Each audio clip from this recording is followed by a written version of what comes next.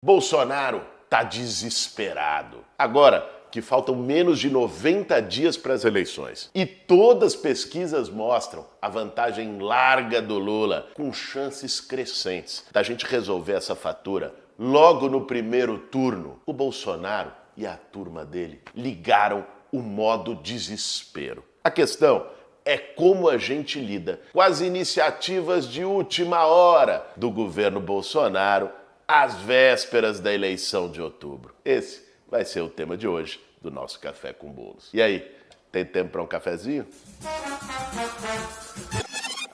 E para você que acompanhou a nossa campanha de 2020, a Prefeitura de São Paulo, aquela jornada bonita junto com a Luísa Erundina, saiu agora o documentário Radical. Teve uma pré-estreia linda lá no Cine Belas Artes e ele já está disponível no YouTube, lá pelo canal do Mídia Ninja. Acompanha, tá muito bonito. Para fazer um bom café, meu bem.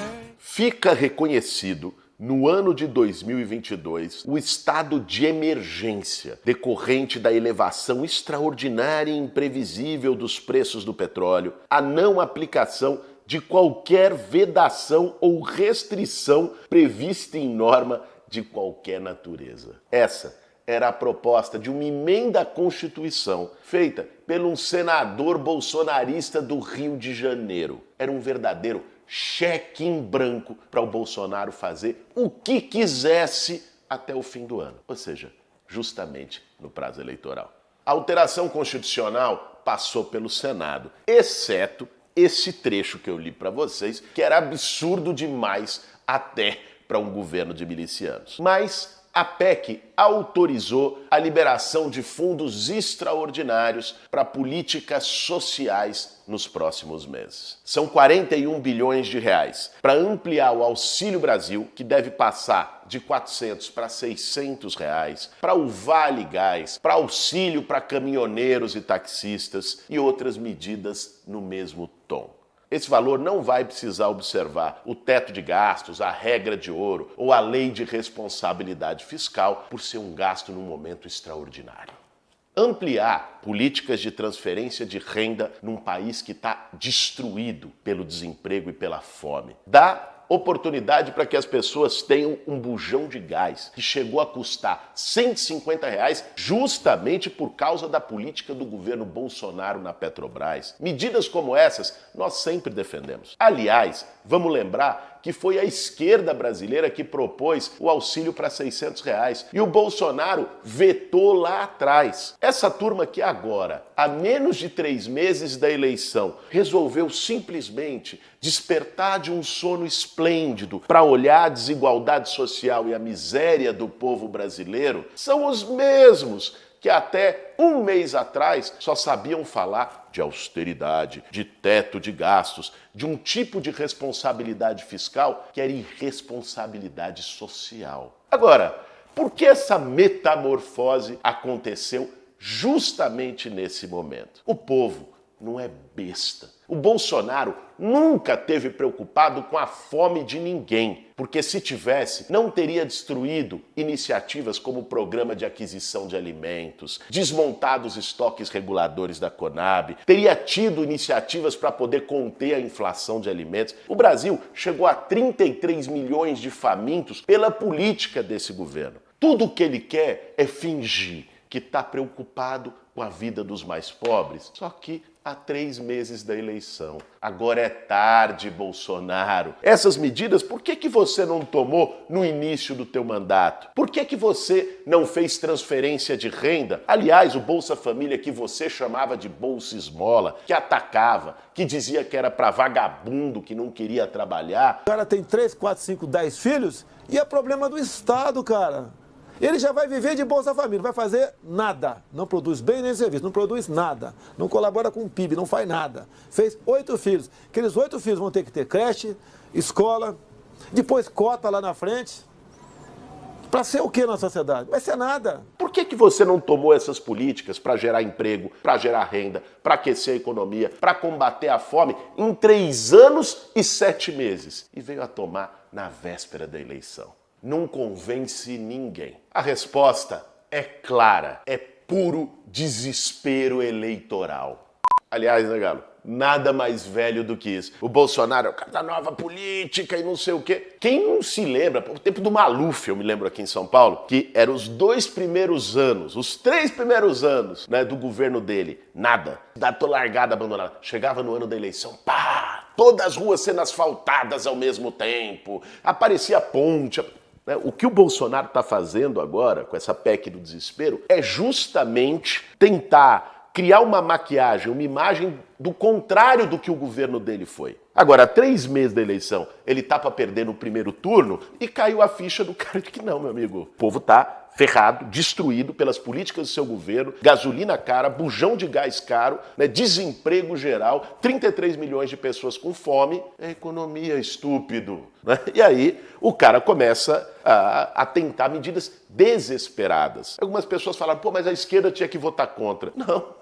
Nós não vamos votar contra algo que é um benefício para o povo, mesmo que a gente saiba que vindo dele é oportunismo eleitoral puro. Porque ele é contra isso. Ele foi contra isso nos 3 anos e meio de governo dele. Agora, se o povo vai ter R$200 a mais, que bom que tem, você quer saber? A gente está todo dia aí nos bairros, nas periferias, conversando com as pessoas. Vocês vão pegar o auxílio, vão pegar o Vale Gás, lógico, porque estão precisando, mas sabem quem é o Bolsonaro.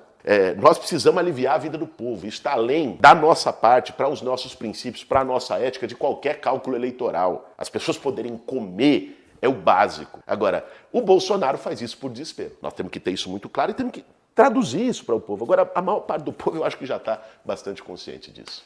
Agora, nós temos que ter muito claro de que o desespero eleitoreiro do Bolsonaro pode até aliviar algumas dores do nosso povo, mas não vai resolver os problemas. Nós vamos precisar, para poder combater, por exemplo, a inflação absurda no preço da gasolina e do bujão de gás, mudar a política de preços da Petrobras. Fazer a Petrobras servir ao povo brasileiro como uma empresa pública que é, e não aos lucros e dividendos exorbitantes de acionistas na Bolsa de Nova York. Isso o Bolsonaro não tem coragem de fazer, nem na véspera de eleição. Nós vamos precisar retomar de verdade o investimento público no Brasil. E não vai fazer isso com puxadinhos de PEC para servir para os próximos 3, 4 meses. Vai ser necessário no ano que vem revogar o teto de gastos e fazer um plano ousado de investimento público em obras de infraestrutura, moradia popular, saneamento básico, gerando benefício para as pessoas e, ao mesmo tempo, gerando milhões de empregos para fazer a economia girar. Não vai ser com planos imediatistas e desesperados que o Brasil vai sair do buraco. Vai ser com uma mudança profunda na política econômica, a recuperação da capacidade de investimento do Estado brasileiro e de políticas sociais de longo prazo. Isso o Bolsonaro, a direita e os neoliberais nunca vão engolir. Quando eles fazem alguma política para o povo, é por puro e simples oportunismo. Agora, não é para menos que eles estejam desesperados. O medo é de perder a eleição e de ser preso. Ele e os filhotes dele. Basta ver a pesquisa da Datafolha. Para pessoas que ganham menos de 2 salários mínimos, que é uma parcela expressiva da população brasileira, o Bolsonaro está perdendo de 56 a 22 do Lula. No Nordeste, ele está tomando uma lavada de 58 a 19. Entre as mulheres, então, nem se fale. A rejeição do Bolsonaro é gigantesca e chega a 60%. E é justamente aí que ele está querendo focar. Ganhar um apoio do público mais pobre, dos nordestinos e nordestinas e das mulheres, mães solo, chefes de família. Mas não é tarefa fácil. Olha o que o Bolsonaro, no seu estado normal, fala dos nordestinos. Falaram que eu revoguei o luto de Padre Cícero, lá do Pernambuco. É isso mesmo? Tá, que cidade que fica lá? Tá cheio de pau de arara aqui, não sabe? Que cidade fica Padre Cícero, pô? Sobre as mulheres, não precisa falar muito, né?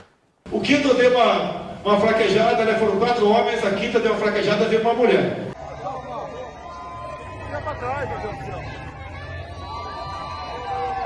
Em relação aos mais pobres, é só sair na rua e ver o cenário de humilhação, fome, desemprego, em que a política do Bolsonaro jogou a maior parte do povo brasileiro. O povo não é besta, sabe quando um político está tentando comprar o seu voto ou quando tem compromisso real com as suas pautas. Nesse cenário, o papel da esquerda, da oposição, é defender qualquer medida que melhore a situação de vida desesperadora dos mais pobres, mas ao mesmo tempo denunciar a hipocrisia bolsonarista que tenta usar o povo como uma massa de manobra à véspera de uma eleição presidencial. E mais que isso, nós não podemos ficar numa zona de conforto e achar que o jogo está ganho. Nós vamos precisar de muito engajamento, de muita mobilização daqui até outubro. Vocês acham que se o Corinthians tivesse chegado na Bomboneira achando que o jogo com Boca estava ganho, ele ia ter classificado? Coisa nenhuma. Foi 90 minutos de carrinho na lateral, de briga, botando 10 na defesa e nós ganhamos e passamos para a próxima fase da Libertadores. Vai ter que ser assim. Daqui até outubro é muita batalha, é jogo aguerrido, é ir para cima deles para que a gente possa eleger o Lula, eleger já no primeiro turno ganhando muito bem e eleger a maior bancada popular para o Congresso Nacional. Se o lado de lá está desesperado, o lado de cá tem que estar mais engajado do que nunca. Esse foi mais um Café com Bolos. Para fazer um bom café, meu bem.